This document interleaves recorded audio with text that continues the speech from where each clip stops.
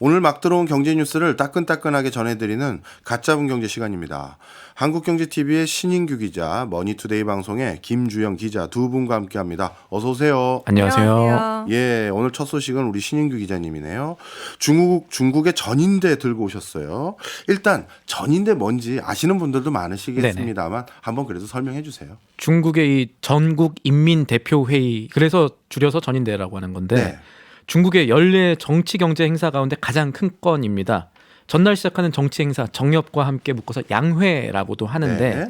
전인대에서는 이제 경제 성장률이나 실업률 목표치 이런 한 해 중국의 거시지표 예상치가 나옵니다.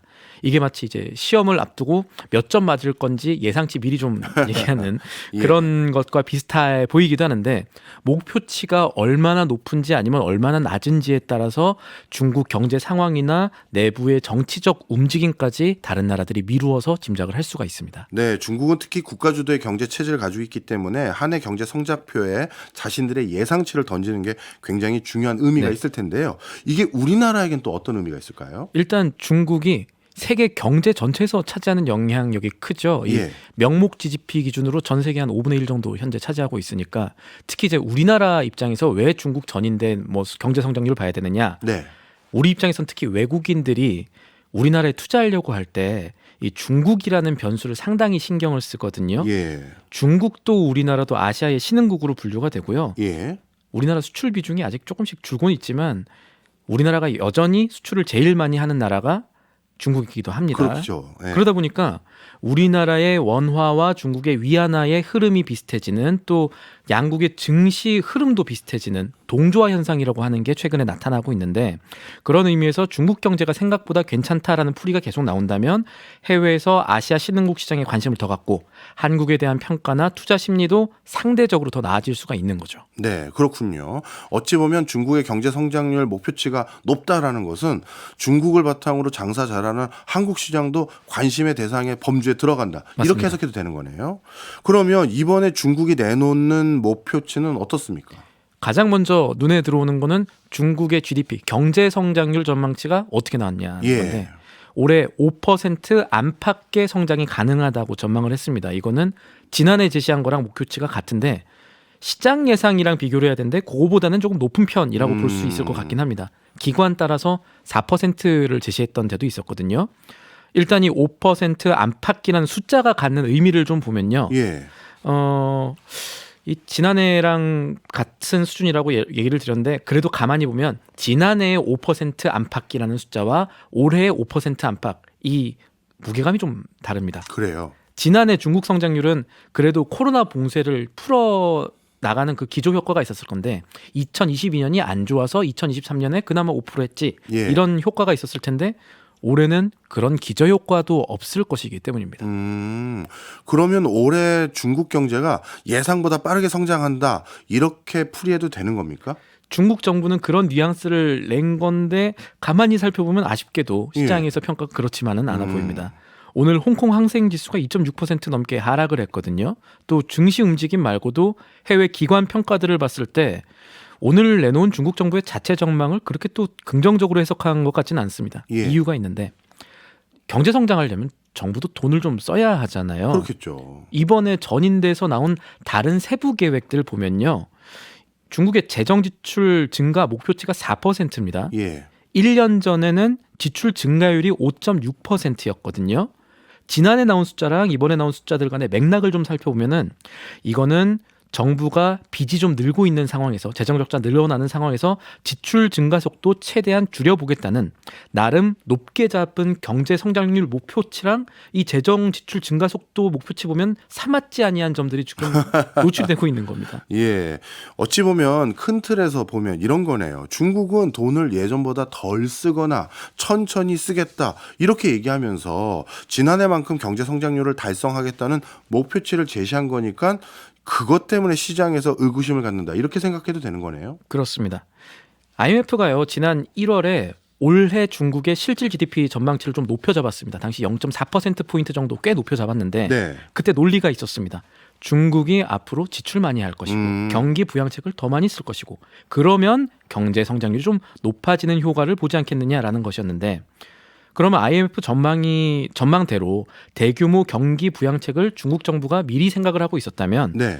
재정 지출 증가 목표 역시 더 늘리는 게 맞을 텐데 만약에 이 숫자 자체가 정확하다면 예. 그걸 안 하고 지난해만큼의 경제 성장률을 어떻게 달성하지?라는 의문이 생길 수가 있는 거죠. 예. 또 하나는 중국 정부가 사실 그동안에 했던 행동들 때문에 예. 이번에 내놓은 나름 시장의 전망보다 좀 긍정적인 목표치가 시장이 그대로 믿지는 못한다. 신뢰를 완전히 받지 못한다는 점이 있겠습니다. 예. 오늘 이 전인대 목표치 나오고 나서 관련해가지고 미국의 투자은행 골드만삭스가 경고를 했어요. 뭐라고요? 중국이 지난해에도 성장률 5.2% 달성했다고 했지만 사실 대부분의 월가에서 이거 믿는 거 아니다. 그런 분위기 많죠. 예, 성장률 그거보다 더 낮을 것이다라고 본다고 했고 예.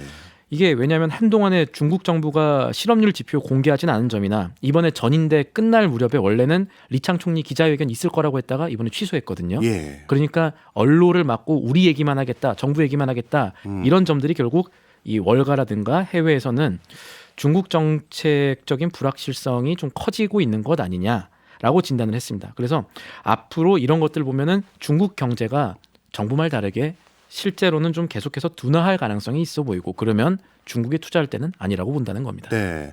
전인대에서 시장의 예측보다 더 높은 수치를 제시했음에도 불구하고 여기에 대해서 시장이 불안감을 갖는다는 건 그만큼 중국 경제가 요즘 안 좋기 때문에 그 목표 달성하기 쉽지 않을 걸 하는 의구심인 거네요. 맞습니다. 우리랑 비슷한 문제도 있고 우리랑 좀 다른 문제를 겪고 있는 것들이 있습니다. 간단하게 설명드리면 일단 우리랑 비슷한 문제 아니면 더 큰 문제가 중국인들의 돈이 많이 들어간 부동산이 흔들리고 있다는 점이에요. 네. 지난해 혹은 지지난해부터 이 중국의 큰 부동산 개발업체들이 무너지기 시작했지 않습니까?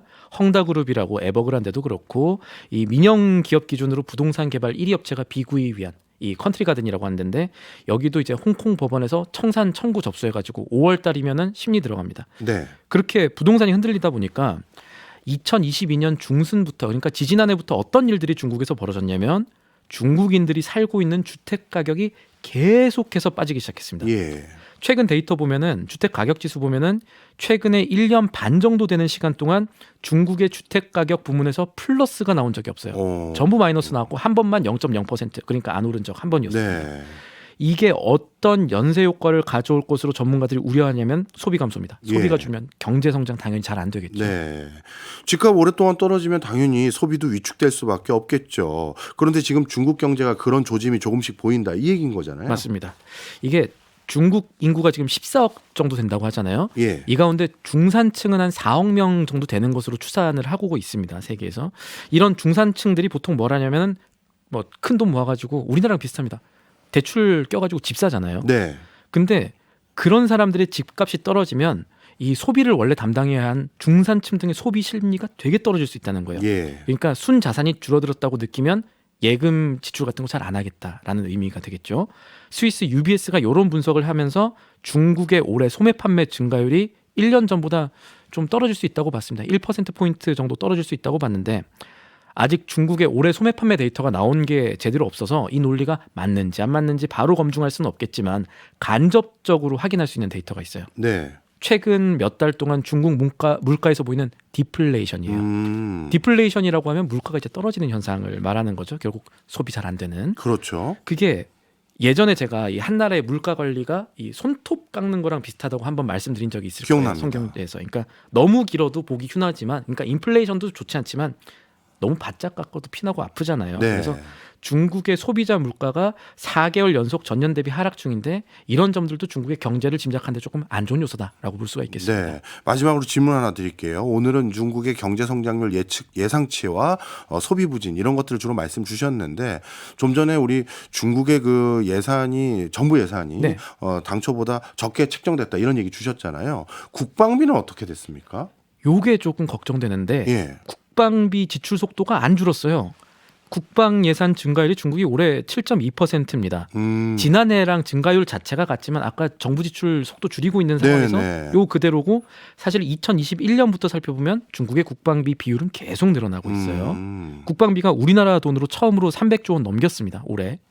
이게 전인대 업무 보고를 보면 또 걱정되는 부분들이 지정학적 위기가 걱정되는 부분들이 있는데 네. 대만 관계에서 좀 위험이 증가할 수 있다는 분석이 나옵니다. 업무 보고의 내용 보면은 재통일이라는 내용이 있고요. 그리고 지난해 있었던 그 문장들, 양안 간의 경제 문화 교류 협력을 추진한다, 이런 내용들이 없어졌어요. 삭제가 됐습니다. 이런 것들이 결국 군사적 움직임과 관련한 지정학적 불안을 좀 더 키우는 것 아닌가, 이런 해석들도 사실 나오고 있습니다. 네, 알겠습니다. 중국 양회에 대한 소식 제대로 이해했네요.